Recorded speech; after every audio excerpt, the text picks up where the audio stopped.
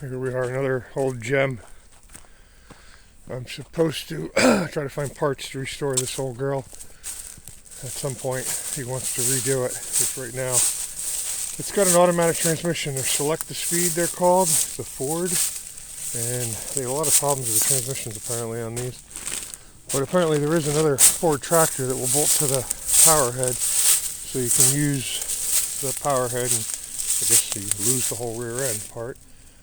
But pretty cool. Yep, old Select the Speed Ford 801. Neat old tractor. Should be undercover as well.